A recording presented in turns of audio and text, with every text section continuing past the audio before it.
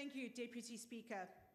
Deputy Speaker, South Africa's state-owned entities are currently failing to perform their most basic mandate, providing services and opportunities to the citizens of our country.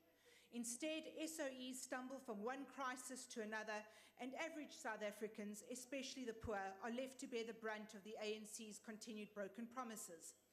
The reality is that if we don't turn around this current status quo at the state-owned entities, our economy could face possible collapse.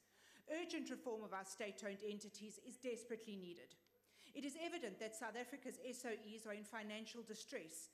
This is largely due to state capture, corruption, financial mismanagement, poor governance, and a general lack of oversight. Just because state capture has been exposed does not mean state-owned entities are in the clear. In fact, the hard work only starts now. An effective turnaround strategy is needed to ensure that SOEs get back to work service delivery after years of parastatals being abused by Gupta-linked companies receiving dodgy tenders, children of top managers awarded multi-million rand contracts, and certain ANC politicians and private companies colluding to defraud the state of billions of rand. The level of corruption and mismanagement was able to manifest itself because the operations of the SOEs often go unchecked and their dominance is highly uncontested. The current state of SOEs is also a damning indictment on the lack of a clear vision and political will from the governing party. The ANC does not have the appetite to unlock the true potential of state-owned entities and drive job growth and creation. Our SOEs need to become depoliticized. Political appointments to the boards of SOEs through the ANC's cadre deployment policy have come at the expense of exceptionally skilled and knowledgeable candidates.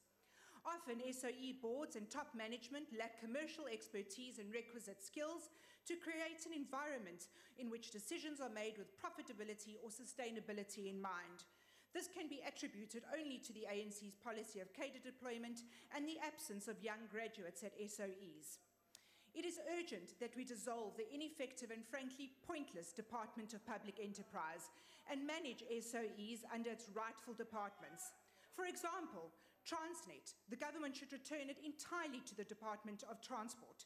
Eskom should move to the Department of Energy, and Denel most certainly should move back to the Department of Defence. This would improve the lines of accountability and communication and also align SOEs with the efforts of their rightful portfolio. Another option would be to move and consolidate SOEs to different departments, clustering and centralizing them in groupings: commercial, development, financial institutions, statutory corporations, and non-commercial SOEs. Reducing the number of SOEs and streamlining them where appropriate would be a necessity. This would mean better synergy and efficiency and will reduce the demand for monitoring resources.